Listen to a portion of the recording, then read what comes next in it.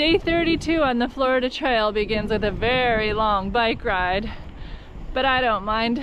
Something different for once. So, I just want to show you though, it doesn't have a shoulder, but at least it's not a very busy road. Oh look, trash. Always trash. Florida is so trashy.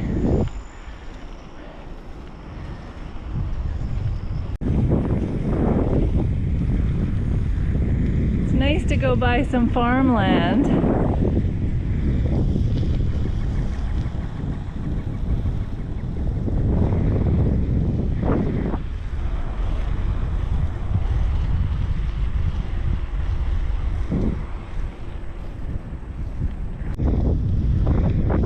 And always swamps.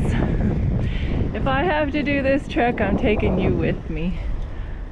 Oh, there's my orange blaze. What are these? Some kind of vultures? I had to stop and take a picture of these guys.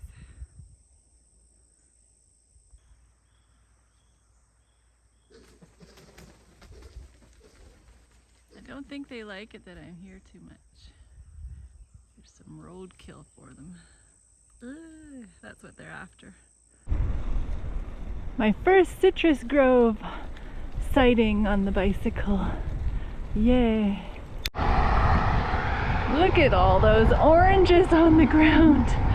I wish I could glean. Wow. This is Florida.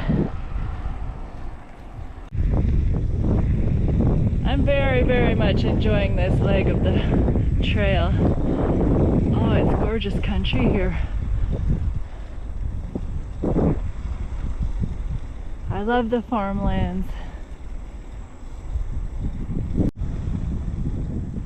I love the huge live oaks too. Really neat.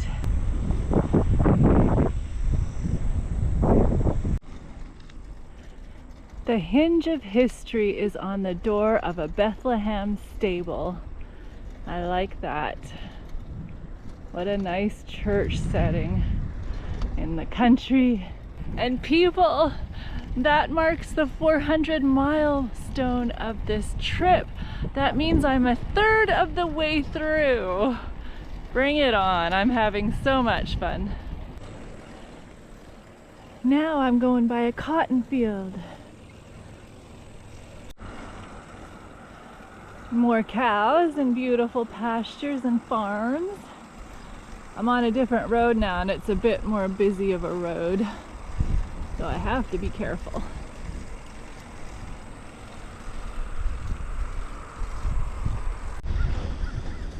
Look at this road I get to be on now.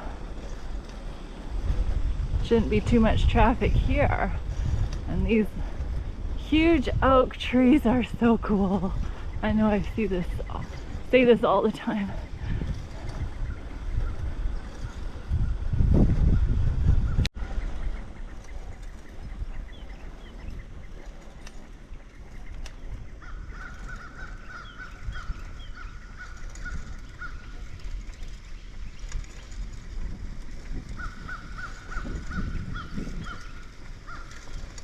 Well, here's my sad story. I got a flat tire. I had to go down into the ditch a couple times to avoid cars, so I don't know if that did it with all the trashy in the ditches. But anyway, now I'm having to use my mom's bike, which I don't really like, but I'm grateful to have it. So the saga continues. Look at this pretty tunnel. Her tires are fatter than mine were, so it does make riding on this kind of a road much nicer. I'll give her that.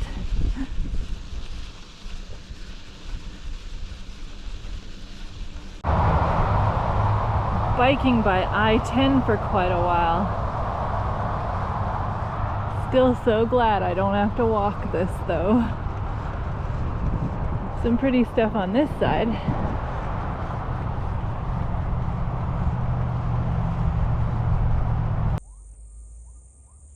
They found something good in there.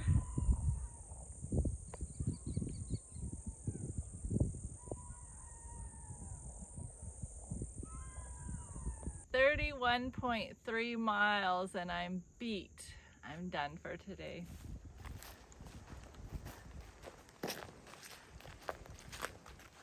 Day 33 on the Florida Trail.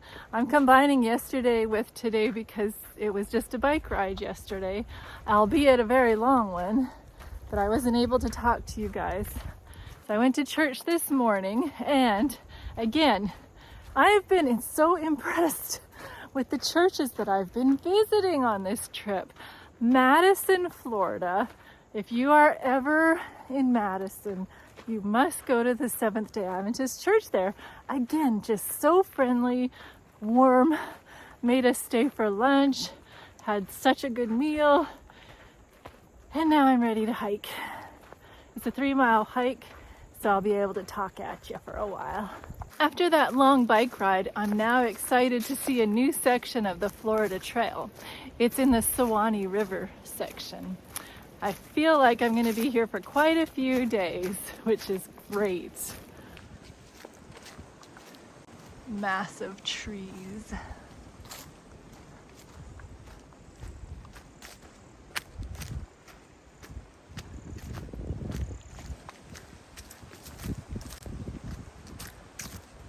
Jacob's only daughter, whose name was Dinah, her mother was Leah.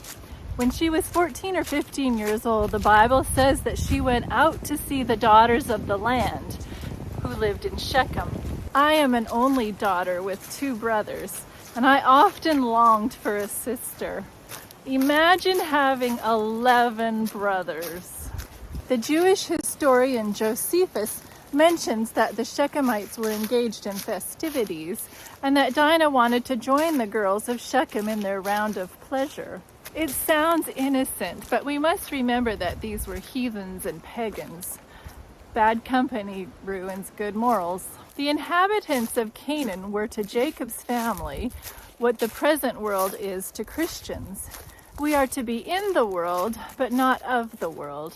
Familiarity with sin can blunt the senses and increase the danger of temptation.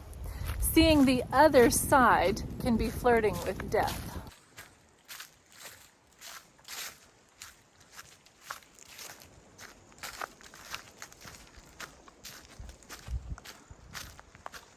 Well, to be blunt, the prince of the country of Shechem, they must have named the town after this guy.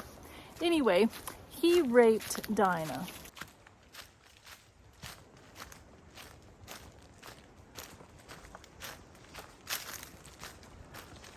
It says that his soul was strongly attracted to her.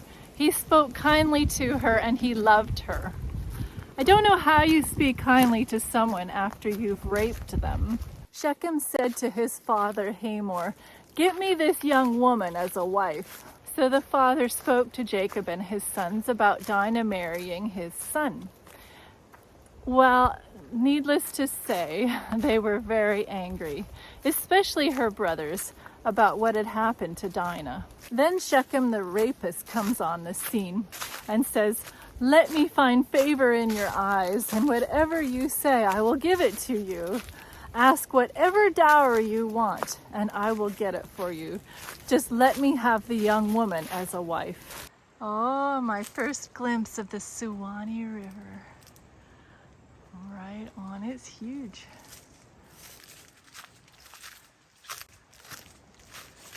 Jacob's sons say, "We can't give our sister to one who is uncircumcised. That would be a reproach to us. However, if you and every male become circumcised, then we will give our daughters to you, and we will take your daughters for us, and we will dwell with you, and we will be one people. But if you won't do this, then we will take Dinah and be gone." Then Shechem and his father went to the gate of the city and spoke with the men. And they said, "Jacob and his sons are at peace with us and will dwell with us. We have lots of land. Won't their livestock and their property and every animal of theirs be ours? All we have to do is be circumcised." So all the men were circumcised. On the 3rd day, when they were in pain, Jacob's sons, Simeon and Levi, each took up a sword, came boldly into the city and killed all the men. They took their sister Dinah out from Shechem's house. They plundered everything, and they took all the little ones and wives captive. Jacob said, "You have troubled me by making me obnoxious among the inhabitants of the land, among the Canaanites and the Perizzites. Since I am few in number, they will gather themselves together against me and kill me, and my household and I will be destroyed." And the sons said, "Should he treat our sister like a harlot? So, do two wrongs make a right?" This story very much reminds me of the plunderings and protestings and riotings that went on after the unnecessary death of George Floyd. A just cause for anger is not an excuse for rash action. Patience under injustice merits divine approval, for vengeance and retribution belong to God alone. Under certain circumstances, anger may be fully justified, but it needs to be directed against the sin rather than against the sinner. The only anger without sin is anger against sin. Anger against one's fellow men disqualifies the angered person from exercising unbiased judgment. And now I have a little bit of a bike ride to do. It's down a nice country road. I feel like such a queen.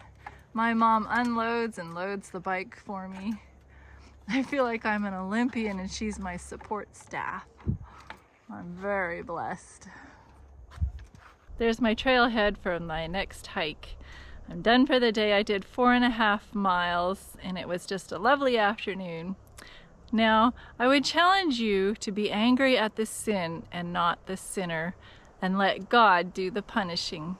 Thanks for watching.